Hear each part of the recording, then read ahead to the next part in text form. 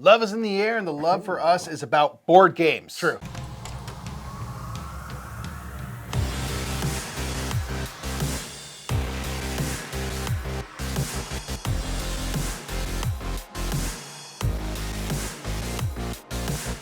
What's up, everybody? I'm Mike. I'm Nick. We are the Brothers Smurf. It's time to talk about everything board game geek once again here in February. So if you're in the depths of winter, it's very cold. I hope that you're cozied up with a fire, Hopefully. playing some board games and minding your time until the ground thaws out again. Right.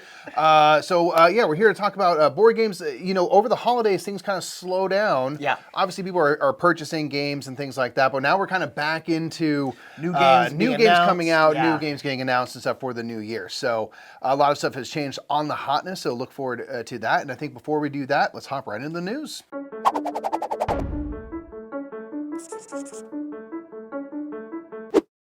First up, happy birthday, BGG. They just turned 26, which means they now are kicked off their parents' health insurance. They got to get their own, dang it. So that's one thing, but also BGG just did their Hall of Fame, which they've started doing every year, where they pick 5 games to put in the BGG Hall of Fame. So this year was For Sale, Love Letter, Memoir 44, Puerto Rico, and Terraforming Mars. They did a little bit of a write-up and a little bit of a video on each of these, so you can go watch those, but it's very, very cool to have kind of a BGG Hall of Fame. Where else would it be other than BGG? Because this is the kind of suppository for all of the board game stuff. So make sure to check out the Hall of Fame. So you can usually find a store update on a mostly month-to-month basis here on Board Game Geek. And in January, there's a whole slew of promos from the Game Boy Geek. Promos for Seti and Sagrada and Unmatched and on and on and on.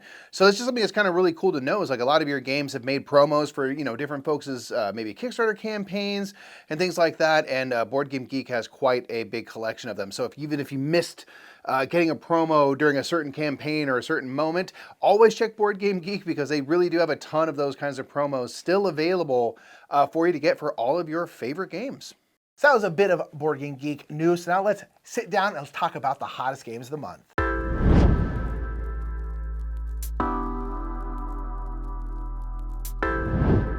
Welcome to the place where we talk about the hottest games. This is the of place. We the have our month. duck, the hottest duck on the planet. Absolutely, we got our coffee. It's hot too. Yeah. That's a lie. Actually, mine's quite cold at this point, but I'm still drinking it.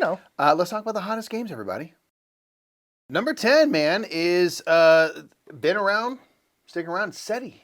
Yeah. Seti had an expansion in the back half of this last year. Not that it I think Seti's 17th overall ranking that high now. already? It's very high. So it's not like it needed an expansion I'm curious. to reach its a spot on the hotness. But talking. Seti is a game from CGE that continues to capture our minds and others. And this is a game where you are observing. It is 17. Yeah, isn't that crazy? Wow, I didn't realize it was quite that high. Holy crap! Here you are observing the night sky, sending probes out to the planets of our solar system, looking for signs of life. In this game, we get to go a little sci-fi in that we actually do find aliens. You will guaranteed to find them, and they are going to, as you would expect, offer you many options to score points. Like drugs, rocks, cool. Rocks. And they'll give you things to score points because it's a big old point salad game. But it's a fun action selection game, really a resource management. If you're familiar with Lost Ruins of Arnak, also by CG, this Seti feels similar in that you're trying to extract as much as you can out of every round, get as much as you can of those resources, which are fairly tight. But you're developing technologies to kind of boost the actions you do. You're sending out probes. You are landing on planets or going into orbit. There's all sorts of things that can all offer you victory points. A lot of the cards you play give you missions to score extra points and get bonuses, on and on and on. But it's been quite a popular one from CGE, who's just, always cranking out classics, it seems. Next up is going to be Heat Legends. I'm curious I feel like this is going to be a game that they kind of perpetually expand, which I'm fine with, by the way. That's not a critique. Yeah. I really, really like Heat, which is a good, cool Formula 1 game. And this is going to add more rivals and more legends to the game. So it's more kind of opponents to play against. Because one thing that's really a lot of people like about Heat is that you can, I think with the expansions you can play up to 8 players now, but in the base game anyway, 6 players. But it's easy to run AI opponents so that you know, in a racing game, you want to have a lot of cars on the map, and you're kind of jockeying for position. And so there's kind of these rivals and legends and things that are giving you different difficulty levels of opponents, even if you don't have, you know, full player count at the table. And so it seems like this one is really focused on giving you even harder opponents to go against and these kind of legends. They know what their clientele wants, right? A lot of people really like that game. A lot of people really like Heat, like Solo and stuff like that, because again, you can run these pretty easily. So they're like, okay, we'll give you more of that. Like, we want you to keep playing our game. So like, I really like when they're kind of like, not that every expansion needs to be this, but it's nice when they're like, hey, here's an expansion for like this ultimately quite large contingent of people to make that experience even better. Yeah, and I think it's really cool that even if you're not playing it solo, you can play it with, you know, 2 or 3 players to kind of up the ante in the race and stuff. And this is like... And these ones are like more clever. They're kind of a little bit better and stuff like that. Yeah. I think this is like truly like one of the most like highly supported games of late. I mean, they've really come out with so much content. I doubt they're slowing down. So number 9 is the newest and latest and greatest coming out. It's Heat Legends. Next up is going to be the Old King's Crown. Again, I don't think I like very much, but I still want to try because I'm very intrigued about it. Mikey has got to try the Old King's Crown. This game is kind of like War, but it's got like a lot more levers and stuff that you can kind of pull. Yeah, it's ultimately you're going to have these different regions that you're fighting over each round to try to score points. And everyone is playing a card down to these regions to be revealed and then kind of have various actions carried out. And so ultimately you want to have the highest value card in a region. So that's pretty straightforward. That's kind of like War. If you have the highest card, you win. But there's all sorts of things you can do to shift, add to the power of cards, move cards around. There's assassins that can just kill other cards. So now I'm the only one left here. So of course I win. And on and on and on. You're every round bidding on these like special power cards that are like crazy strong. Yeah. But if you have one, someone can actually come and like steal your power later. So it's a lot of high interaction. Yeah. Really trying to mess with each other. You're trying to get in each other's way because that's how you got to win. Everyone else got to lose. So yeah, exactly. That's why, like, I think I'm probably not gonna love the game because, like, I'm not really into super high interaction, getting each other's way, really going at each other's games. But it's really cool. The concepts seem great. A lot of people we know really, really like it, and it's just gorgeous as well. Yeah, which is the designer is also the artist, so it just seems insane, like this fully like labor of love, like passion project come to life. And I think it's a really cool, even if it's not going to be your favorite game, I think you'll appreciate everything that it is. Right. There's a ton of other people who are loving it as well. Yeah. Man, I love the cover of Thessaloniki. This is a really, to the point where when I first looked, I was like, what am I looking at? I was like, oh, it's like this cool, like almost like a map. Oh, no, it's almost like an alcove kind of. Yeah, it's like an alcove. So this is very pretty. Yeah, it's another T game as they are labeled from Board&Dice, from Daniele Tascini as well. So this is a game where I think you're in the 4th century tetrarchy. And you are, in a lot of these games as you are, merchants and things. Yeah. You're doing Civ stuff. You're doing Civ stuff. You're going around and trying to sell your goods and stuff and at the most valuable times or secure contracts for kind of deliveries to be made. Right. You know, this one I think popped up on the Hotness. Because I think there's a lot of folks who are similar to us where, you know, Board&Dice makes a certain level of a Euro game, of a certain weight. A lot of these games that do kind of belong in this, you know, unofficial, official T series of games. And so I think anytime Board&Dice kind of announces stuff, you'll see them pop up again here. They kind of announce their slate for the year. Right. I think it's going to garner attention. Yeah. But, you know, one thing that I feel like Board&Dice has done in the last number of years is really upped the games, their look. You know, they've gotten better in that department. And this is one that the cover is very striking. It's very beautiful. So I think that's helping add to that kind of anticipation is like, wow, this looks really pretty. I know mechanically from, you know, their track record is probably going to be pretty good. But now I have something really cool to look at as well. So yeah, we are personally excited for this as well. And it is number 7 on the Hotness.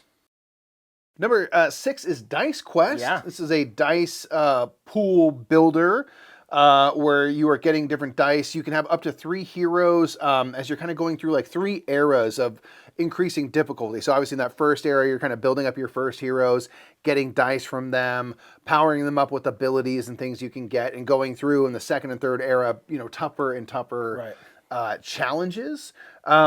And yeah, so I think this is one that's just kind of popping up because it seems to be a nice like level. I kind of like the look. It looks really nice. The look of it and stuff. It's kind of, don't want to say cartoony, but like, I don't know, it's got whatever way I would describe it. It's got a nice appealing look to it. Yeah, it was the same thing where I saw it pop up. I think like in the hot images tab, maybe the cover was in there, and I immediately was just like, I want to click on this. I want to see what this is. Like, it's got that kind of look for, and I can't really pinpoint why that is, but it was very much like I want to look at this. Yeah, so it's got appeal. Whoever did the art and the graphic design, good job, because it made me want to click on it. I mean, that's what you got to do these days, is catch people's eyes as you're scrolling by. So yeah, this is one that was in the hotness for a lot of this month, still there now, and I imagine it'll stick around as it goes, because it seems to be not going anywhere. I'm really excited for this one, man. Yeah. You seem to be really excited for it. This is Gold Country. Yes. Reiner Knizia. I'm always interested in Knizia. It also looks really nice. It's got, again, a nice... Best Sobel art, man. That's what I'm saying. It's about our area. Yes. It's like, there's a couple of games that are kind of from like the NorCal area, like Coloma and stuff like that. So I'm always... Gold Rush. I guess it's a good point, right? Yeah, it's like the Gold Rush was out here. So any kind of pioneering gold kind of games tend to be in California. Yeah, so this is a redo of another Knizia game called Spectaculum, where from what they said, like Knizia's really gone in and reworked even the core of this game. Is this Bitewing? This is by Bitewing, who Knizia and Bitewing have been working together the last couple of years. And particularly bringing back a lot of older Knizia games. With kind of reworkings and stuff like that, which is cool. Best Sobel art, so it's beautiful. Gorgeous. But yeah, this one, you are kind of... trying to arrange yourself on the board to get to these gold veins and you want to be the richest person. Get these gold veins, bid on stuff, and everything like that. And these games are typically, this is kind of the thing of Knizia in general, is like rules-wise, very simple, easy to get into, but deeper strategy than you would think. So this one, you have this kind of board, these different gold veins, and you're trying to get around, and then I think you're auctioning off on contracts and then selling stuff as well. Again, all in the kind of pursuit of money, but it's kind of cool because like we go up to the Yuba River every year to camp, and like one of the stacks cards is like the Yuba Valley, and I was like, oh yeah, that's like literally right our whole area. Lives we've been there. Yeah, so that's kind of cool. So personally, I'm excited to be like, it's where we live. Yeah. Which is kind of fun, but this one I think is crowdfunding. Or just started crowdfunding maybe, and so it's been popping up. But again, we were talking about with like Dicequest, like beautiful cover, looks really nice, catches the eye. Obviously, people see Knizia and they're going to be interested. And Bitewing's been kind of doing a lot of this lately, so they're kind of on a roll. Next up is going to be the Danes, which is kind of popping back up on the hotness now. Even though I think it's probably still a ways away from anyone getting their hands on it. Oh yeah, I think it's because it's crowdfunding, and I think my guess is the crowdfunding is getting close. This is slated as a 2026 game. We'll see. But it's actually listed here as 2027. Oh, which I think is much more accurate. I'll say right now, it used to be 2026. I was like, but nonetheless, the Danes is gonna be, gosh, who even knows? It's by Uwe Rosenberg, and it's gonna be kind of like a feast for Odin. Köpke, which I'm probably butchering the name. And sorry about that. Yeah. But it's a follow-up. It's going to be follow-up to kind of like a Feast for Odin, but it is like the box apparently is like Gloomhaven size. Like it's enormous. And so who knows, but it's going to be kind of one of those kind of classic Euro games by Uwe and their co-designer, and we're massive Feast for Odin fans. So I'm like, if it's anything like that in terms of mechanics or just the way it feels to play and I'm already here. I'm already super hyped. I'm already all in. And then you add in just like, I'm just curious. Whatever it is that fills out that box. What the heck is in this box? What the heck this game is? Is this an 8-hour Euro game? I don't know. Like, I'm just so confused in a good way. This one, I think, adds kind of a focus on trading and stuff with other peoples in the area. It's going to have a lot of the DNA of Feast for Odin in terms of like, a board that you're kind of covering stuff up with different polyomino shaped pieces and all that stuff. But I mean, like Feast for Odin is, I think 10 years old now, and really kind of like a modern classic, really well loved and regarded. And so to see something where it's like, oh, it's supersized. I'm just so curious, like in what ways is it similar to a Feast for Odin? Right. In what ways does it differ? What's that percentage look like? So I think it's getting closer to ramping up into production and crowdfunding and stuff like that. So very curious about the Danes. Fascinating. Feast for Odin's like literally one of my very favorite games of all time. So we will see, but who knows? I'm excited.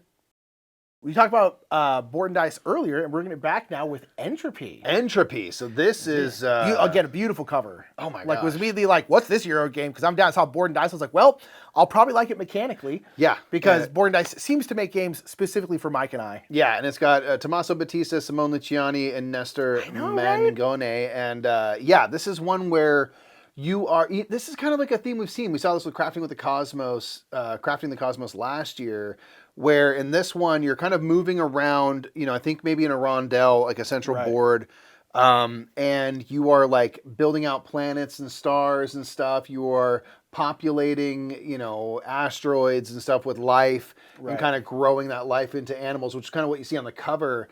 And, in this way to score points. I think the game ends when there's like 2 of 6 main objectives are hit. Right. Obviously, there's very little information so far, but... I just love the theming. Like, it's just like, I like the idea of like, we're just going to craft this universe and stuff as we go. And I know that as you're moving around those action spaces, so I wonder if it might be a little Teotihuacani in that way, where it's like, you can move 1 to 3 spaces, but there's like an inner, action space and then outer action spaces. So I think you even have more options of like where you're working on your path. Right. And I always enjoy those kinds of games. Like I really like that in Teotihuacan. Yeah. Where you're sort of lining up all your stuff. I don't know how similar this will be to that, but it does, seem to have a little bit overlap. But yeah, again, Board&Dice has like stepped up the look of their games so much. And this one has like a really beautiful cover. So yeah, I saw the cover, saw the design, I was like, wow. Then I saw Board&Dice, I was like, oh wow, okay. I didn't expect all of that to be together. So yeah, it's gonna be, I guess, building out your universe. Next up is gonna be the Lord of the Rings: The Two Towers trick-taking game. You got it. Which I'm going to talk about a little bit later. I've got to play a little bit of this. I'll talk about it as my favorite game, but I'll talk about it later.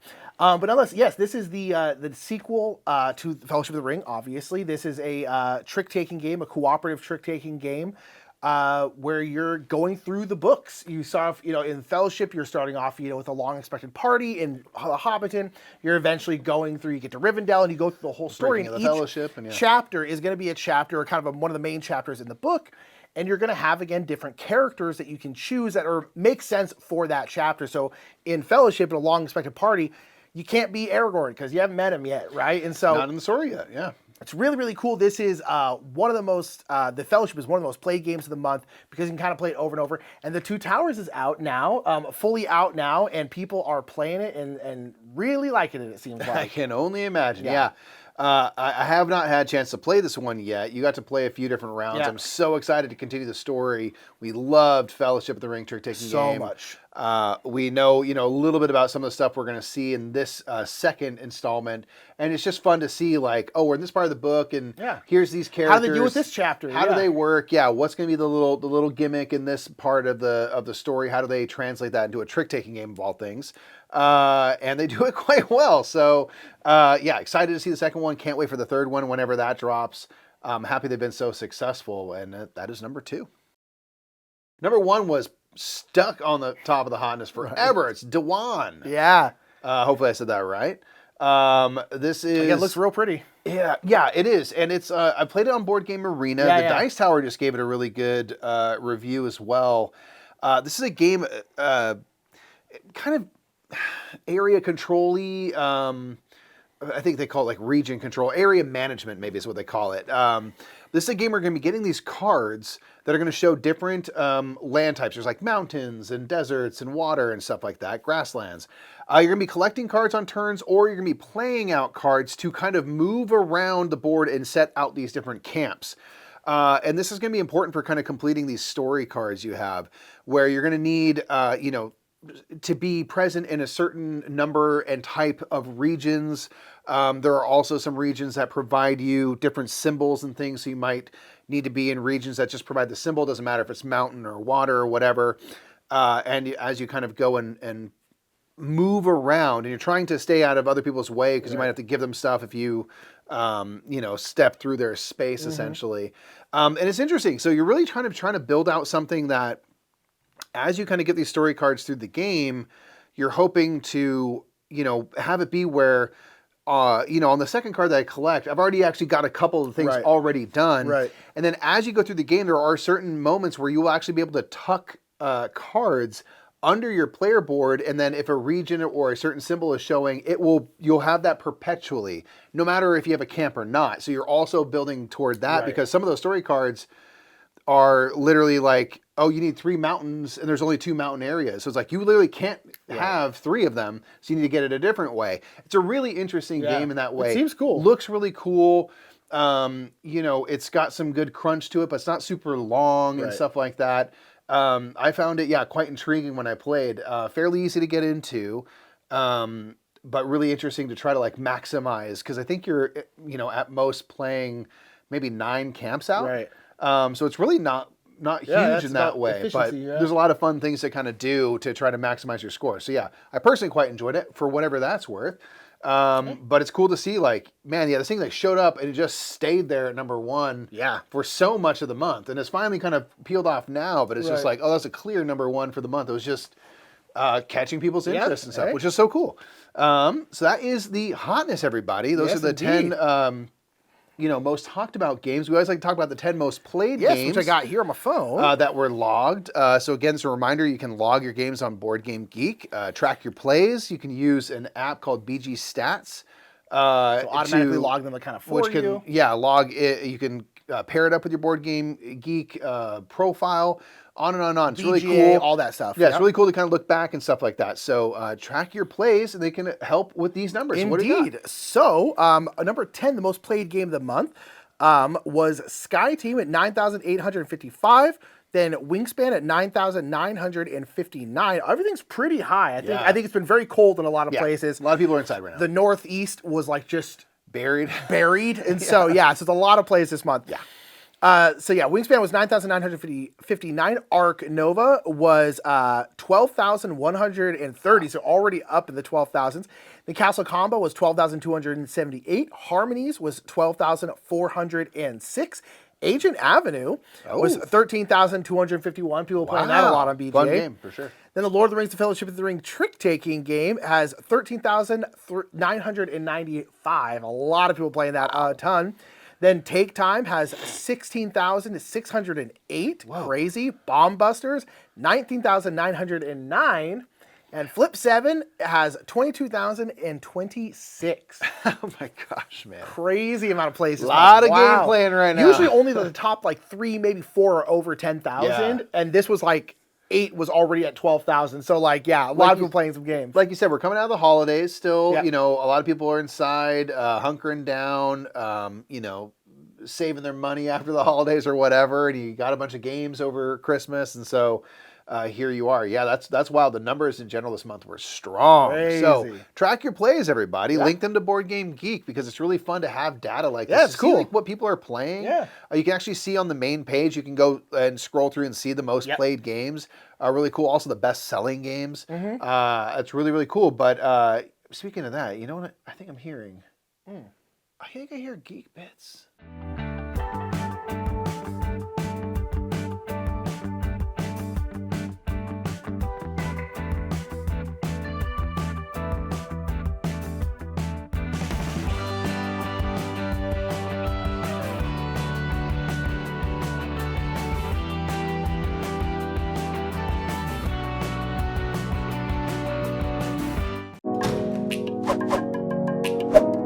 My Murph pick is going to be from a user, Kire, who made a Sporkle quiz showing game covers from around the world. So it'll be the same game cover that you know and love, but with the titles and everything in a different language, a different, different, written out in different characters and things. So it's kind of a fun thing where it's just like seeing how different covers look around the world, because they're not always exactly the same. And then seeing how well do I know a box cover if I don't have the convenience of being able to read the title in the language I'm accustomed to. Sporkle actually has a whole bunch of board game quizzes. I've seen them popping up as people have posted their versions they've made or they've enjoyed right here in Board Game Geek. So check out Sporkle for quizzes of all sorts, but also test your knowledge on board games.